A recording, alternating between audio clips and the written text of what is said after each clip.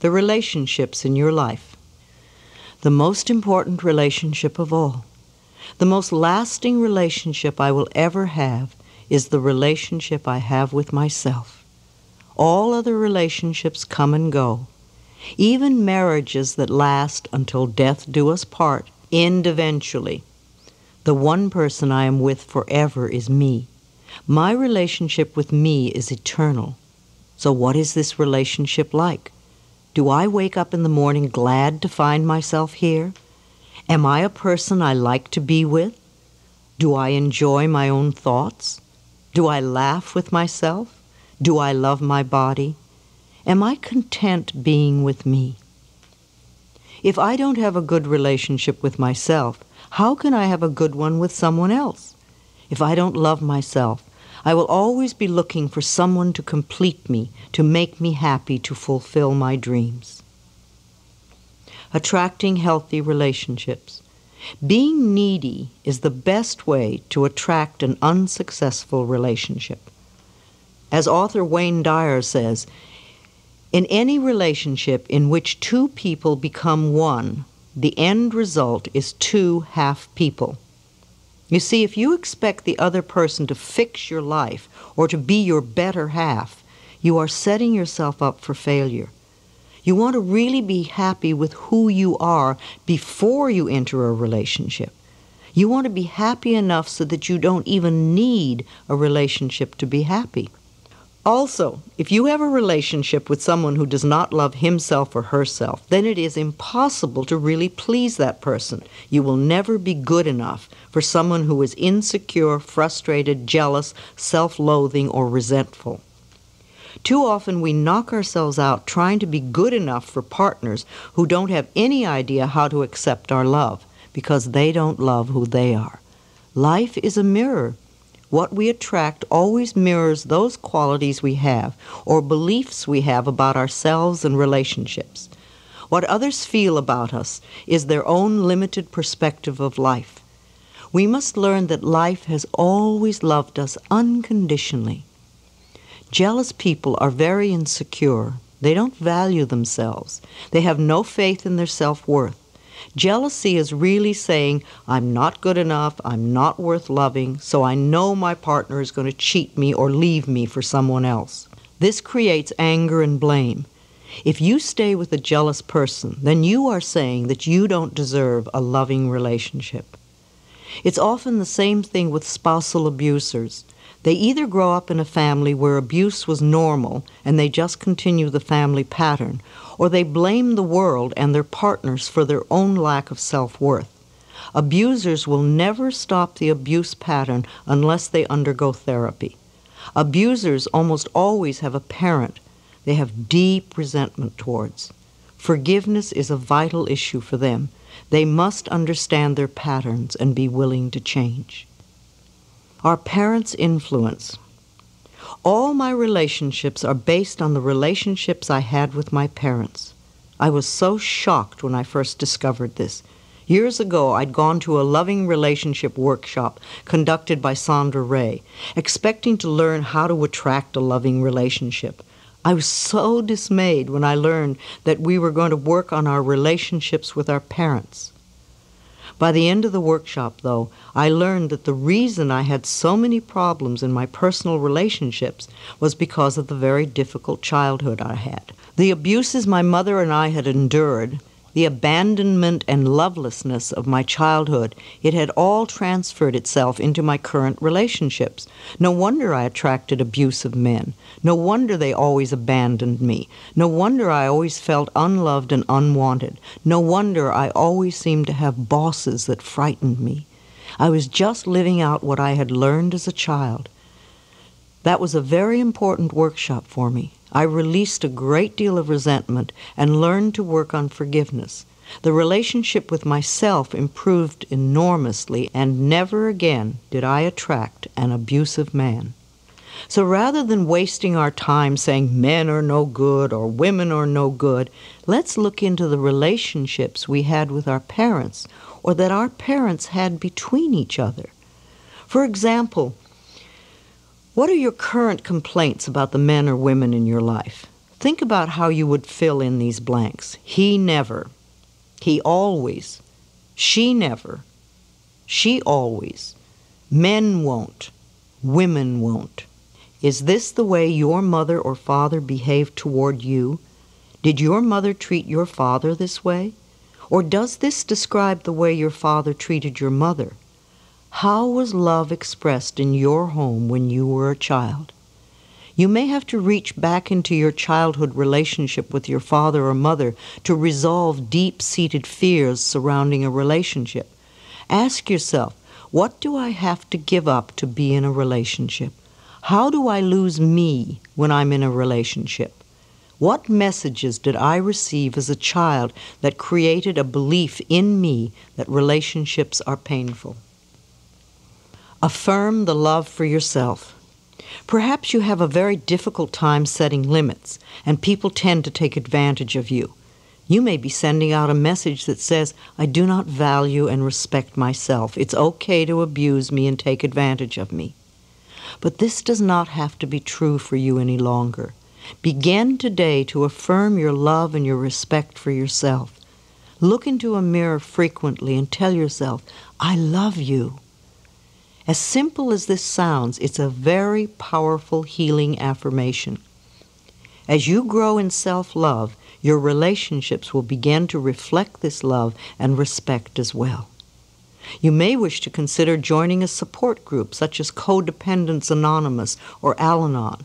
These are wonderful groups that will assist you in establishing boundaries in your relationships and help you reconnect with the self-love and respect that is within you. Check your local phone directory for a group near you.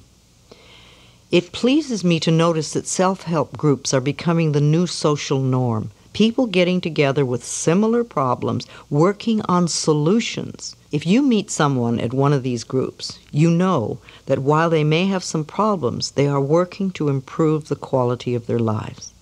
I believe that we have comfort zones in our relationships with others. These comfort zones form when we are very small. If our parents treated us with love and respect, then we associate this type of treatment with being loved. If, as is the case for many of us, our parents were unable to treat us with love and respect, then we learn to be comfortable with this lack. In an effort to get our needs met, to feel loved and cared for, we associate being treated badly with being loved. This becomes our pattern, and as a pattern is formed in childhood, it becomes the pattern we use unconsciously in all our relationships. This belief pattern that being treated badly equals love knows no gender bias. I believe that this type of dysfunctional pattern is more widely recognized in women because culturally, women are encouraged to express vulnerability and are thus more willing to admit when their lives are not working. This is changing, however, as more and more men become willing to reconnect with their vulnerability. Women Who Love Too Much by Robin Norwood is an excellent relationship book. And I also recommend the audio cassette album, Making Relationships Work by Barbara DeAngelis. An affirmation for all of us is, I open my heart to love and I am safe. All of the important work we do is on ourselves. Wanting your mate to change is a subtle form of manipulation, a desire to have power over him or her. It may even be self-righteousness because it is saying that you are better than he or she is. Allow your partners in life to be as they choose to be. Encourage their self-exploration, self-discovery, self-love, self-acceptance, and self-worth. Finding love. If you are looking for a mate, I suggest that you make a list of all the qualities you would like this person to have. And do go beyond tall, dark, and handsome, or cute, blonde, and pretty. List all the qualities you want. Then review this list and see how many of these qualities you possess. Are you willing to develop the ones you don't have? Then also ask yourself what it is within you that could be denying or delaying the attraction of this person to you. Are you willing to change those beliefs? Is there still a part of you that believes you are unlovable or unworthy of love? Is there a habit or belief you have that pushes love away? Is there a part of you that says, I don't ever want to have a marriage like my parents, therefore I won't fall in love? Perhaps you have feelings of isolation. It is very difficult to feel connected to others when, for the most part, we are disconnected from our own selves. In this case, you need to really focus some quality time on yourself right now. Become your own best friend. Rediscover what makes you happy, what you love to do. Pamper and spoil yourself. So often we look to others to make us feel loved and connected, when all they can do is mirror our own relationship with ourselves. What do you think you deserve in an intimate relationship? When we are coming from a place of feeling we can never get what we really want, it usually means our belief system supports not deserving. Is this what you truly believe about yourself? That you can't have what you truly want? This particular mental pattern no longer needs to be true for you. You can begin to make a change today. Make a few lists, such as what I believe about men, women, love, marriage, commitment, fidelity, trust, and children. These lists will show you any negative beliefs you need to change. You may be surprised by some of the messages that are hidden in your consciousness. Clean them out, and you may be delighted to see how different your next relationship is. It's interesting to note that most psychics report that the majority of people who come to them ask at least one of three questions. Psychics hear these same questions over and over. How can I get a relationship? How can I get rid of a relationship? How can I increase my finances? If you are in a relationship that you really want to get out of, use that all-powerful tool, blessing with love. Affirm, I bless you with love and I release you. You are free and I am free. Repeat this often. Then really be clear on what you do want in a relationship. Make a list if you need to. In the meantime, work on loving yourself non-stop. Love and accept the other person completely, just as they are. As you change and grow inside, you will find that one of two things happens automatically. The other person will either align with your desires or they will disappear altogether. If they leave your life, this transition will be smooth. Always begin by loving and appreciating yourself. Everything else will change. Use the affirmation, I now discover how wonderful I am. I choose to love and enjoy myself. It is very important to clean up and resolve old relationships in order to commit to a new one. If you are always talking about or thinking of your last love, you are not yet free and clear to enter the new one. Sometimes we deify our previous love in order to protect ourselves from being vulnerable in the present moment. In her book, A Return to Love, Marianne Williamson shares this wonderful barometer for our choices. She states that in all of our interactions, we are either moving towards love or moving away from love. Ideally, to be fully happy and alive, we want to be making choices in our life that move us towards love. As you work on resolving the blocks that stand between you and your relationship, practice being your own lover. Treat yourself to romance and love. Demonstrate to yourself how special you are. Pamper yourself. Treat yourself to small acts of kindness and appreciation. Buy yourself flowers. Surround yourself with colors, textures, and scents that please you. Life always mirrors back to us the feeling we have inside. As your inner sense of love and romance grows, the right person to share in your increasing sense of intimacy will be attracted to you like a magnet. Most importantly, you will not have to give up any part of your own self-intimacy to be with that person. The end of a relationship. The end of an affair is often a very painful time. We go into the I'm not good enough routine and punish ourselves. We think that because the other person no longer wants to be with us, there must be something wrong with us, and we often fall into deep despair. It is not true that there is something wrong with us, though. All relationships are learning experiences. We come together for a period of time.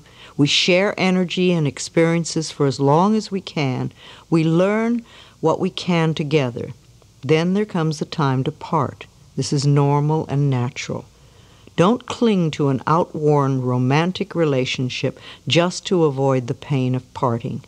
Don't put up with physical or emotional abuse just to be with someone. You will never have a fulfilling life if you cling to old experiences.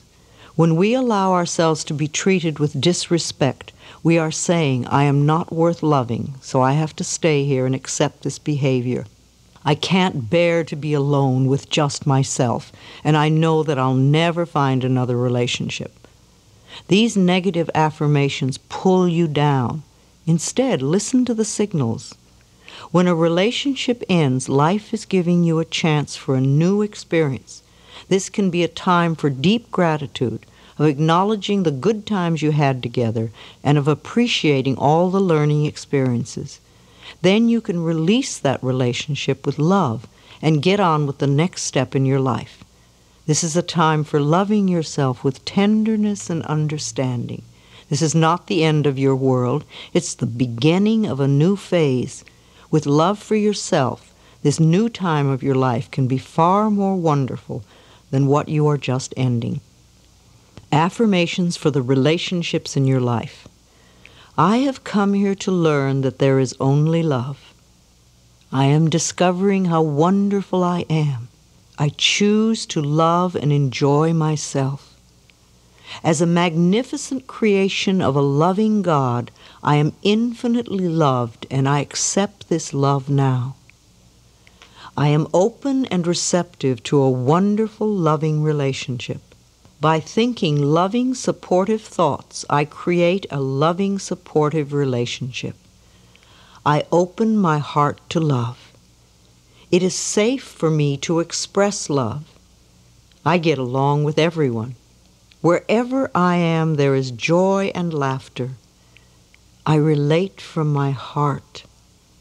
People love me and I love people. I am in harmony with life.